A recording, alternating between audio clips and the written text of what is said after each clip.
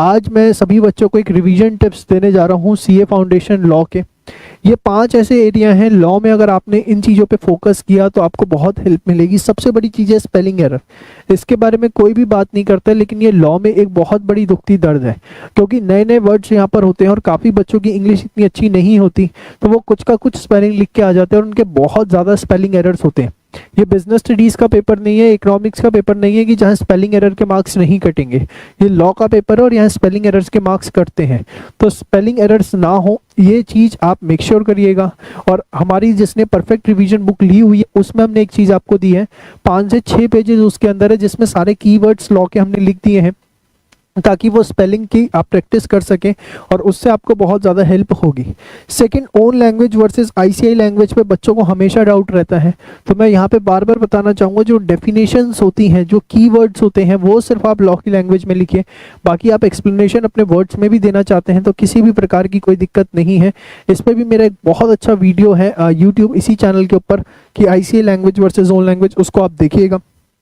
तीसरा, focus on ICI material versus perfect practice. देखिए, मैं आपको बताना चाहूँगा कि जिन्होंने हमारा कोर्स नहीं ले रखा वो सिर्फ और सिर्फ आईसीआई मटेरियल पे फोकस करें। आईसीआई मटेरियल पे फोकस करने का मतलब है उनका जो मॉड्यूल आता है, आरटीपी के क्वेश्चन, पास्ट एग्जाम के क्वेश्चन, मॉक टेस्ट पेपर्स के क्वेश्चन, वो सब। लेकिन अगर आपने हमारा कोर्स ले रखा है तो उसके साथ आपको एक बुक मिली है, परफेक्ट प्रैक्टिस बुक।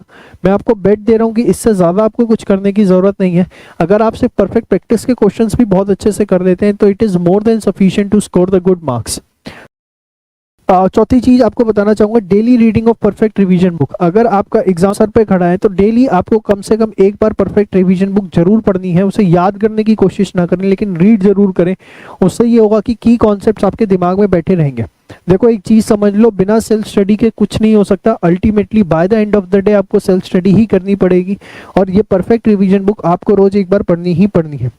नेक्स्ट है, डोंट फोकस ऑन सेक्शन। काफ़ी बच्चे मैं ये देखता हूँ जब हमारे पास भी टेस्ट आते हैं सबमिट होके, तो वो सेक्शन नंबर लिखने पे ध्यान दे रहे होते हैं और सेक्शन जो है वो गलत लिख देते हैं।